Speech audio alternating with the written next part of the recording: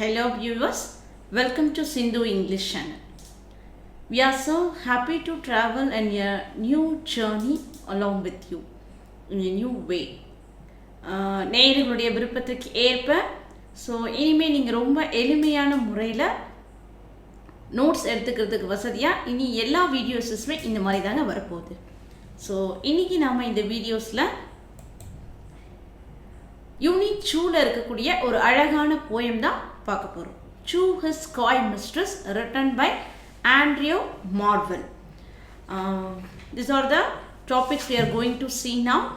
Biography of Andrew Marvell and what is meant by poetry, what is meant by metaphysical poet and metaphysical poetry, and some vocabularies and also moral and the line by line explanations of this poem To His Coy Mistress.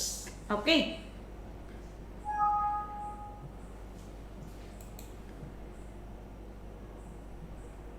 Biography of Andrew Marvell. So Andrew Marvell was born on 31st March 1621, Windsor, England. So he died at 16th August 1678 at the age of 57, London, England. So his occupation was mainly as a poet. So his notable works are To His Coy Mistress, The Garden and the Horatian Ode.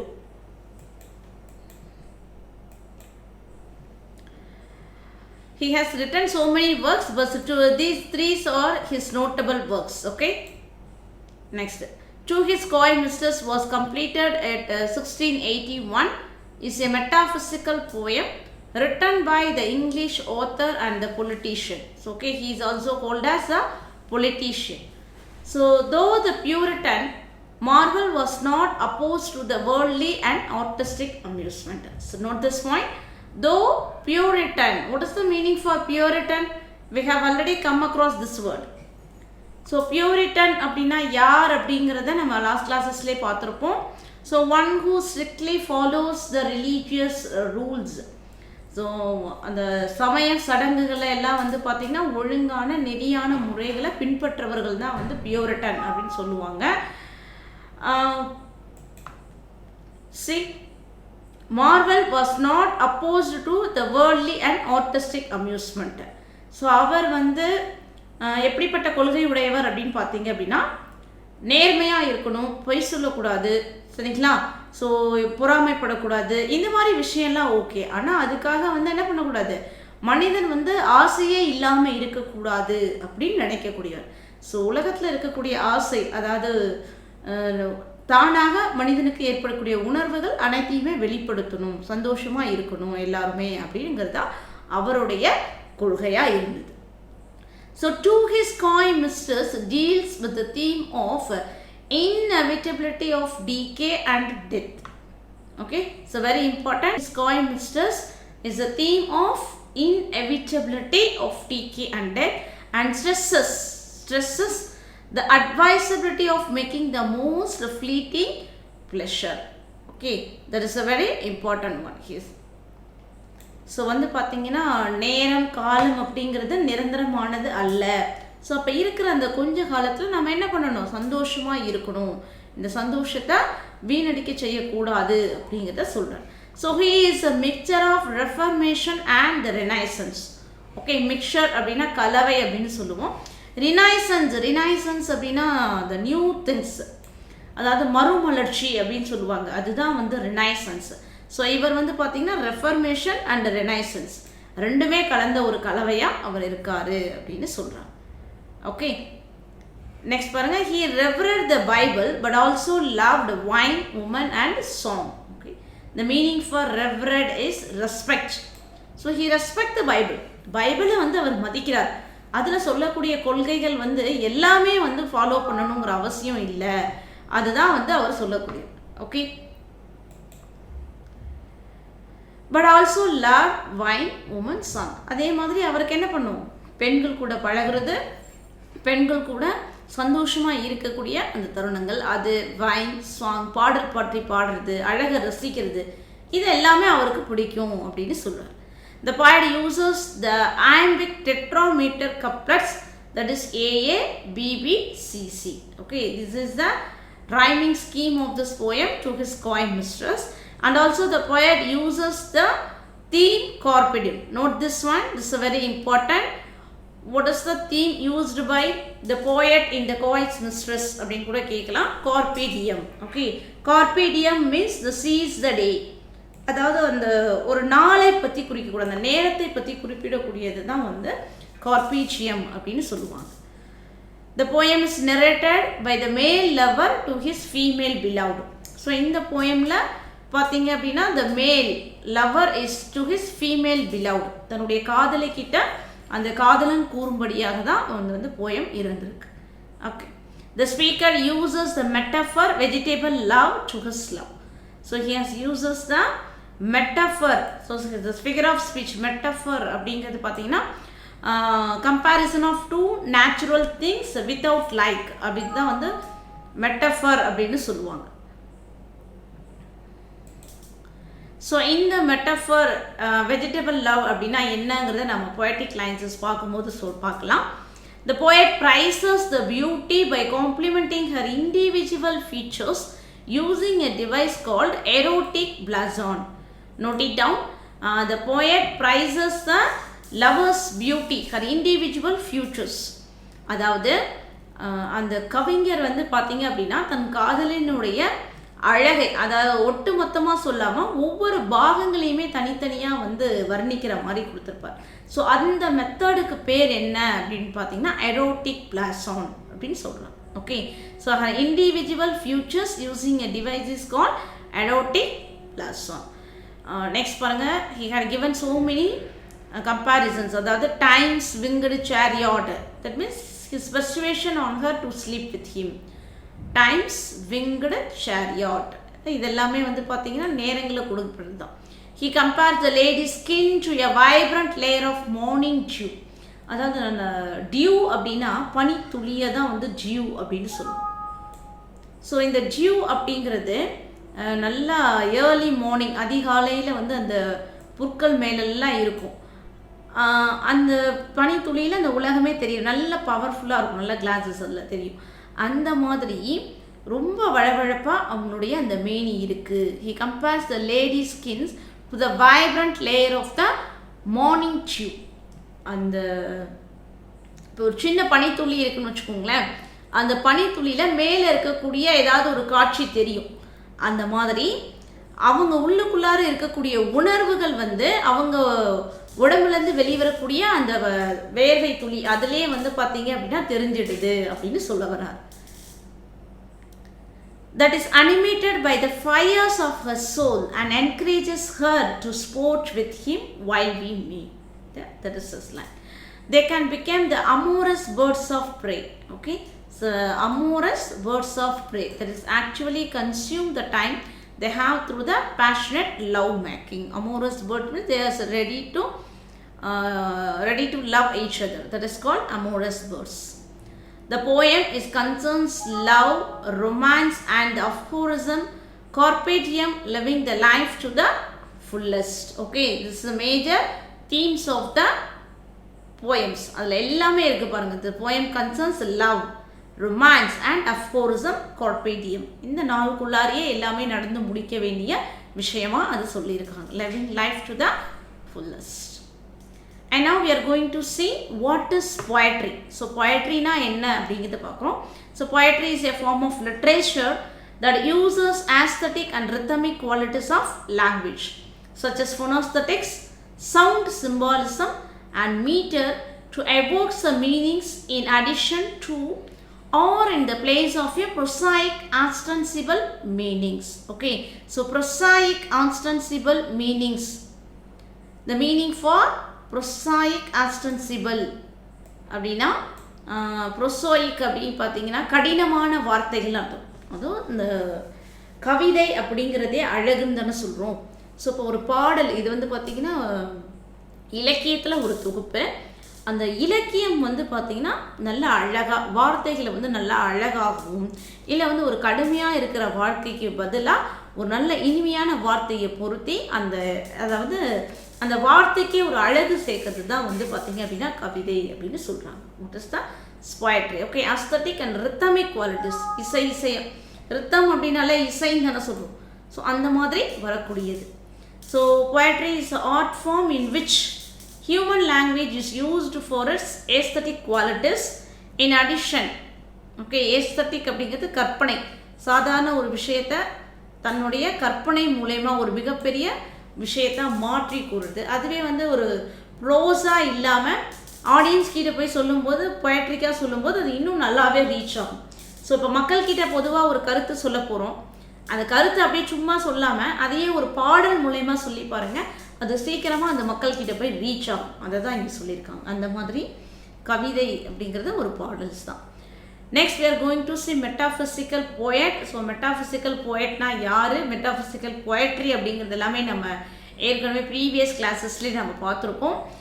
The metaphysical poetry or deals with the which cannot be explained by the science. Metaphysics deals with the questions that can't be explained by science. That is called metaphysical. It mostly concerns the theme of God and love. Okay, so பாருங்க, usually focus on love and relationship with God. So கடவுளை பற்றியும் காதலை பற்றியும் அதிகமாக அந்த காதலுக்கும் கடவுளுக்கும் உள்ள தொடர்பு இந்த மாதிரியான பாடல்களை வச்சு பாடுறவங்களுக்கு பேர் தான் மெட்டாஃபிசிக்கல் போயட் அப்படின்னு சொல்லுவாங்க. போயட்ரிங்கிறது அதுதான். And now we are going to see the vocabularies of this poem. So poem அடுத்து தான் நம்ம பார்க்க போகிறோம். அதுக்கு முன்னாடி அந்த போயமில் இருக்கக்கூடிய வெக்காபுலரிஸையும் நம்ம பார்த்துட்டோம் அப்படின்னா it will be easy to read the poem. So coy அப்படின்னா a coy is a person is shy. So வெக்கப்படுறாங்க இல்லையா, ஸோ இந்த அதிக வெக்கப்பட்டு இருக்கிறவங்கள தான் வந்து இப்போ ஷை அப்படிங்கிறது வெக்கம்னு சொல்லுவோம். ஆனால் இன்னும் அதிகமாக ரொம்ப வெக்கப்படுறதுக்கு பேர் தான் காய் அப்படின்னு சொல்லுவாங்க. Okay, the person is shy or pretends to be shy about love and sex. So இந்த மாதிரியான விஷயங்களுக்கு நம்மளுடைய உணர்வுகள் இருக்கும், ஆனால் வெளிப்படுத்த ரொம்ப தயங்குறவங்களுக்கு தான் காய் அப்படின்னு சொல்லுவாங்க. She gave a coy smile when he paid her a compliment. Next, conversion means someone changes his religion or beliefs. That is called conversions. Okay, it is hard to believe his conversion to Christianity உடைய அந்த மதத்துக்கு மாறுறது அப்படிங்கிறது ரொம்ப கடினமான விஷயமா ஒருத்தர் சொல்றாரு அப்படின்னு சொல்றாங்க. நெக்ஸ்ட் வாஸ்ட் அப்படின்னா வெரி லார்ஜ், மிக பெரிய அப்படின்னு அர்த்தம். Very large in area, size, quantity or degree or immense. Okay, a vast expanse of desert, ரொம்ப மிக பெருசு அப்படிங்கிறத வாஸ்ட்னு சொல்லுவோம். நெக்ஸ்ட் சேரியாட் அப்படின்னா பாருங்க, fast moving vehicles with 2 wheels that are pulled by the horses. அதாவது தமிழில் பார்த்தீங்கன்னா ரதம். ஸோ ஒரு பெரிய வண்டி இருக்கும், 4 பக்கமும் சக்கரம் இருக்கும் பார்த்தீங்களா, அந்த மாதிரி சக்கரத்தை வந்து குதிரை வச்சு இழுத்துட்டு போகுது பாருங்கள், அதுதான் வந்து சேரியாட் அப்படின்னு சொல்லுவாங்க. அதான் ரதம்னு சொல்லுவாங்க. ஃபாஸ்டாக மூவிங் வெஹிக்கல்ஸ் வித் 2 wheels, ரெண்டு அதாவது வாகனங்களுக்கு பொதுவாக வந்து 4 சக்கரங்கள் இருக்கும் இல்லையா, பட் இங்கே வந்து பார்த்தீங்கன்னா 2 சக்கரம் இருக்குது. 2 wheels that are pulled by horses. Next பாருங்க, eternity is the time without an end. முடிவற்ற அப்படின்னு சொல்கிறது தான் வந்து eternity. So it's a time without an end or a state of existence outside the time. Okay, people believe they will pass after they have Tide.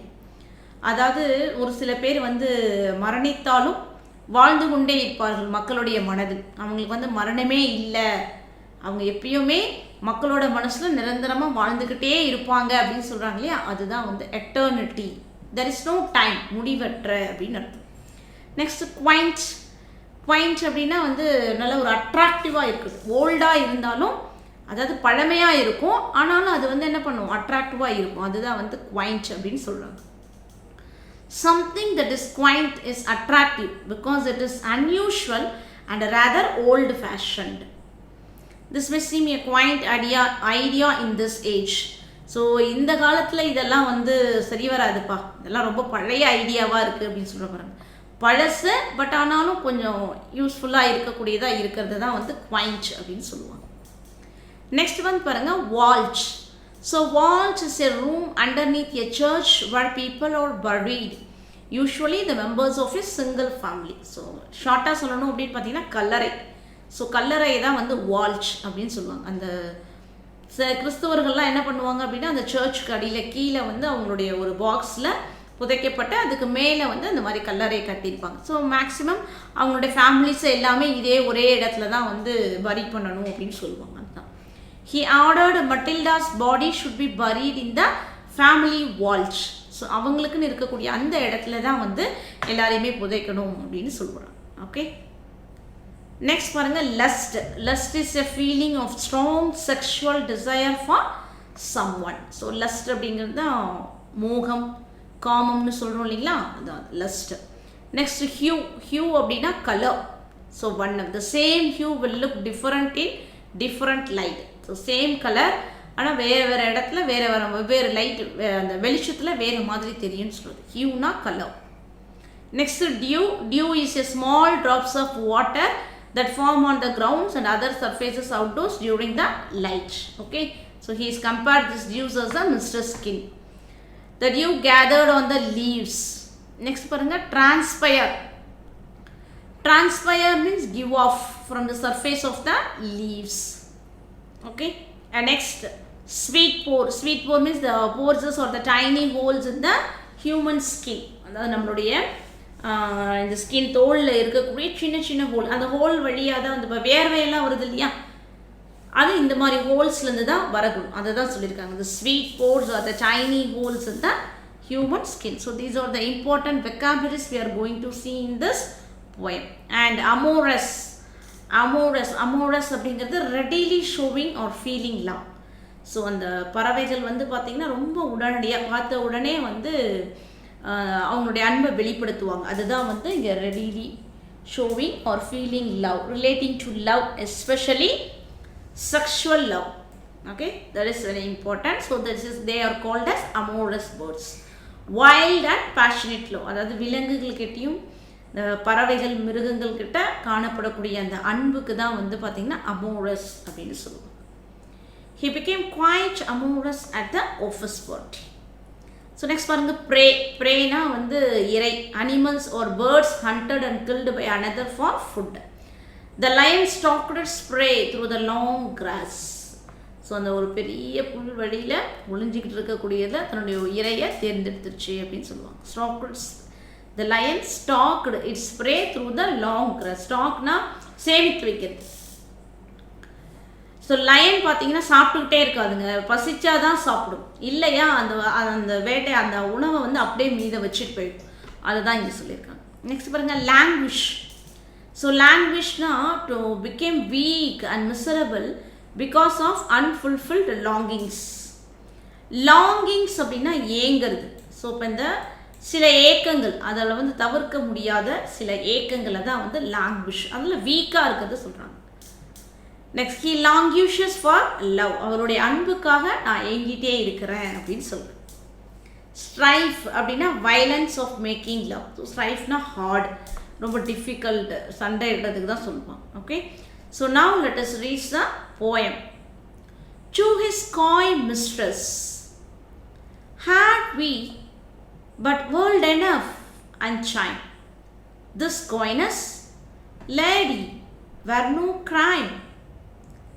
Okay, had we but world enough and chime.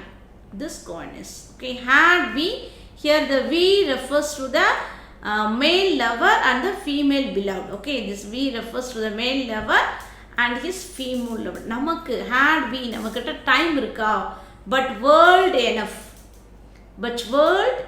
and time. So உலக அளவை காத்திருக்கிற அளவுக்கு நம்மக்கிட்ட வந்து என்ன கிடையாது, time இருந்ததுன்னா இப்படி இந்த மாதிரி வைக்கப்படுறது.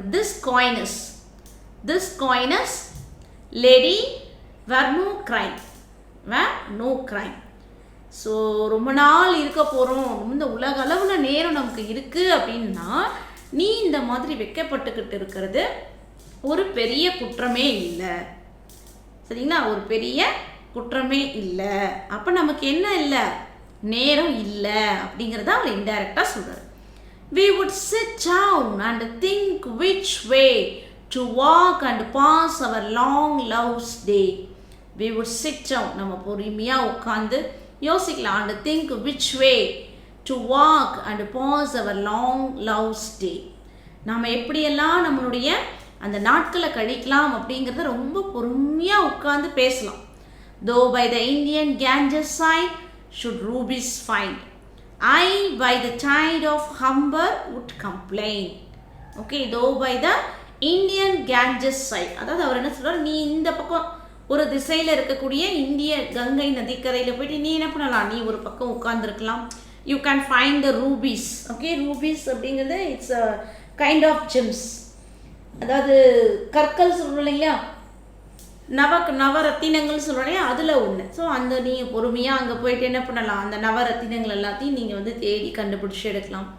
நான் இந்த பக்கம், அதாவது England, I by the side of Humber. Humber அப்படிங்கிறது it's a river that flows in the England. Humber நதிக்கரையில் ஓடிக்கிட்டு இருக்கக்கூடிய, இங்கிலாண்டில் ஓடிக்கிட்டு இருக்கக்கூடிய ஹம்பர் நதிக்கரையில் உட்காந்து நான் ஒரு பக்கம் என்ன பண்ணலாம், யோசிக்கலாம்.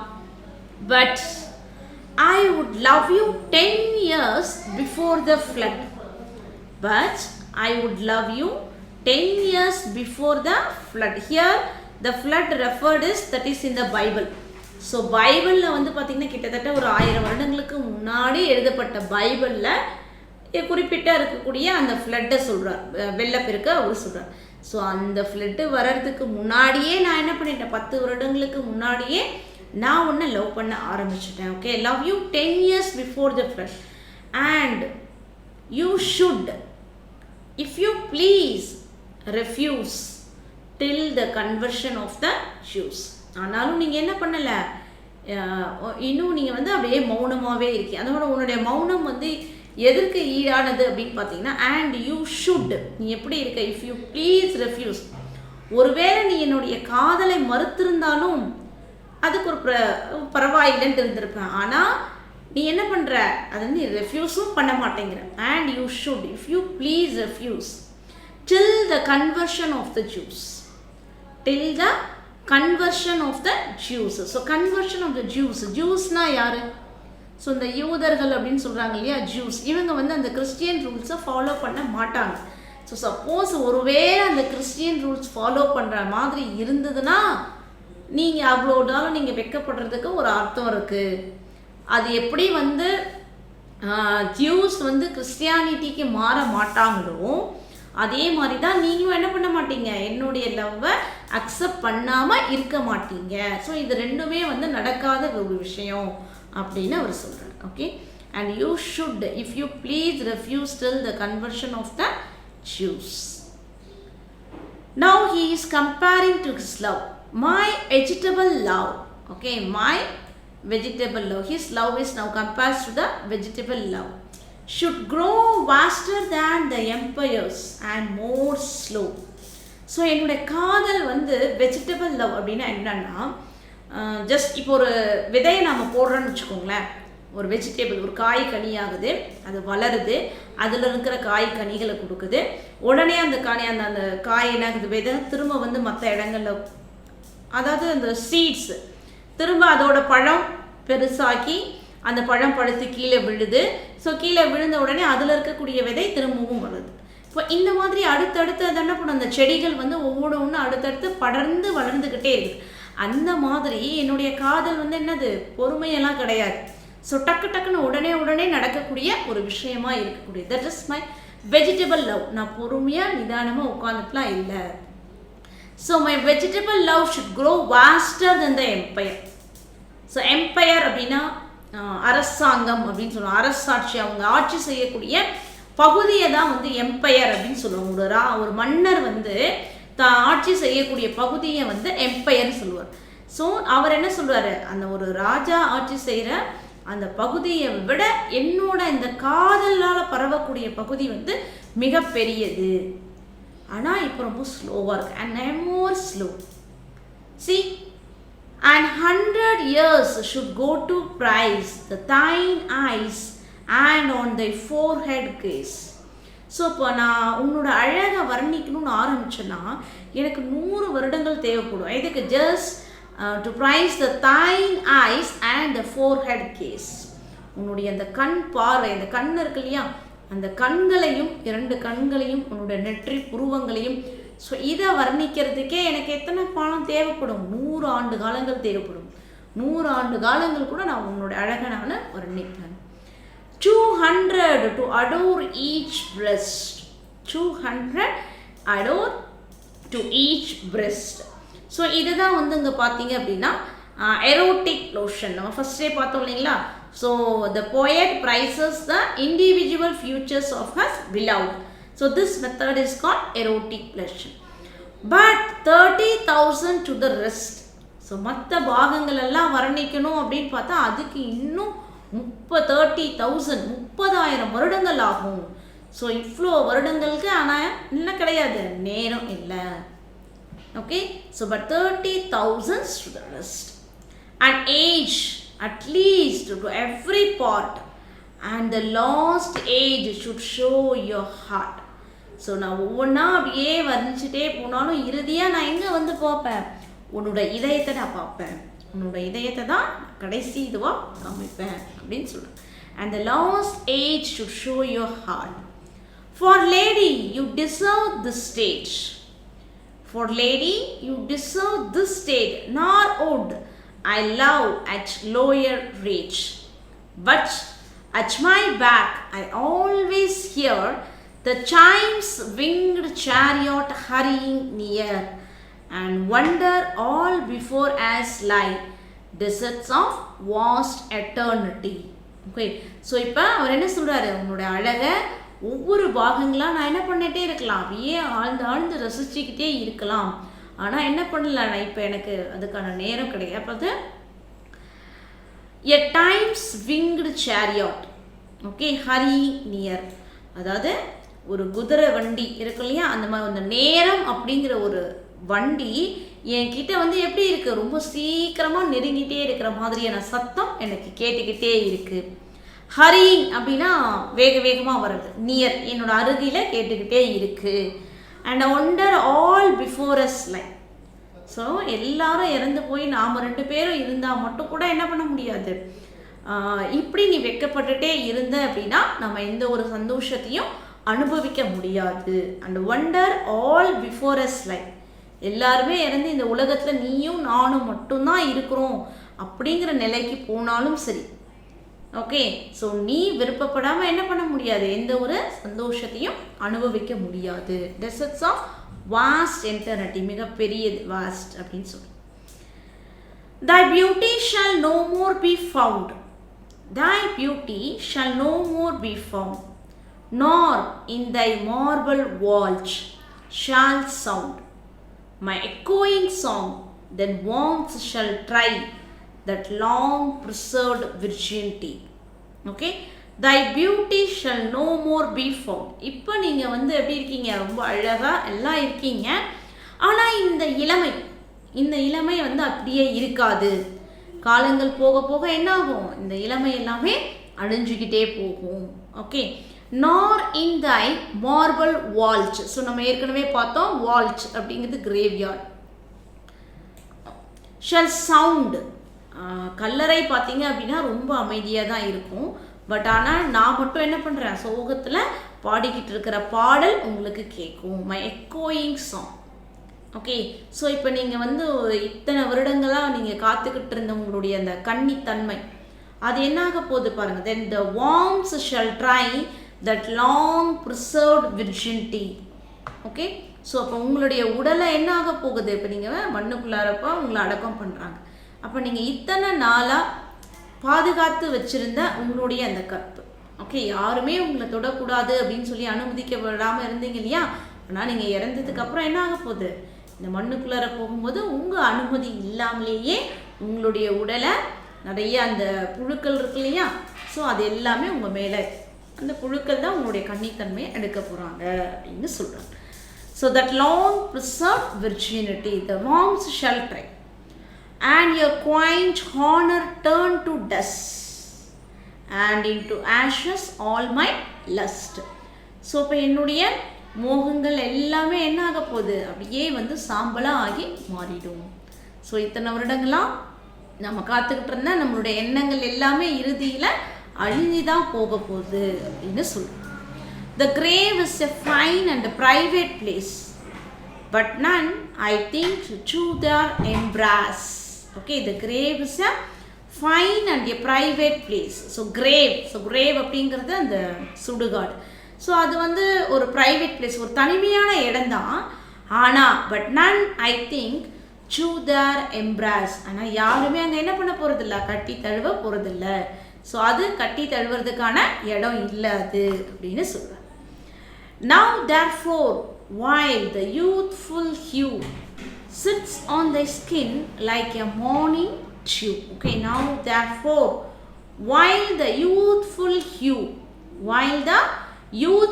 hues sits on the skin like the morning dew, and while thy willing soul transpires at every pore with instant fires. Okay, so அவர் என்ன சொல்றார் அப்படின்னா, நீ இவ்வளோ வெக்கப்பட்டு நீ என்ன பண்ண தேவையில்லை, ஒதுங்கியே நின்றுட்டு இருக்க தேவையில்லை. இப்படியெல்லாம் நீ வெக்கப்பட்டு இருந்து உன்னுடைய கன்னித்தன்மையை பாதுகாத்து இருந்து கடைசியில் இறுதியில் அந்த கல்லறையில் இருக்கும்போது கூட யார் சாப்பிட போகிறாங்க அப்படிலாம் சொல்கிறாரு இல்லையா.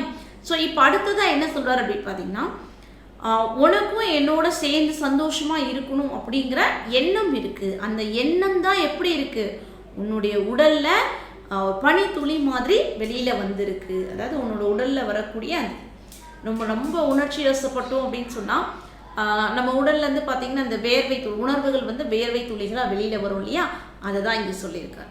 Now therefore while the youthful hue, so உனக்கும் அதுக்குள்ளார இருக்கக்கூடிய அந்த எண்ணங்கள் sits on the skin like the morning dew, பனி துளி மாதிரி வெளியில் வந்திருக்கு. Okay, and while thy willing soul transpires at every pore with instant fires. Now let us possess while we may. Okay, வா நம்ம ரெண்டு பேரும் ஒன்றா சேர்ந்து இருக்கலாம். Let us possess while we may. And now like the amorous birds of prey. Okay, amorous birds of prey, ஒவ்வொரு பறவைகளும் அந்த தங்களுடைய இனப்பெருக்கத்துக்காக ஒன்றோடு ஒன்று இணையது. அந்த மாதிரி பறவைகள் எப்படி உணர்வுகள் இருந்தால் உடனே வெளிப்படுத்திடுறாங்களோ அதே மாதிரி நீயும் வா அப்படிங்கிற மாதிரி சொல்கிறார். Rather at once our time devour than languish in his slow chapped power. Okay, so இப்போ விட்டுட்டு பின்னாடி நம்ம என்ன பண்ணக்கூடாது, ஐயோ இந்த காலங்கள்லாம் முடிஞ்சிச்சின்னு சொல்லி கவலைப்படக்கூடாது. Rather at once our time devour, ஒரு தடவை நம்மக்கிட்ட இருக்கக்கூடிய அந்த நேரம் மறைஞ்சிடுச்சு அப்படின்னா அதுக்கப்புறம் திரும்ப கிடைக்கிறது ரொம்ப கஷ்டம். Then languish, we have to languish, நாம் அதற்காக ஏங்க வேண்டிய நிலைமை வந்துடும் அப்படின்னு சொல்கிறார். Then languish in his slow chapped power. Okay,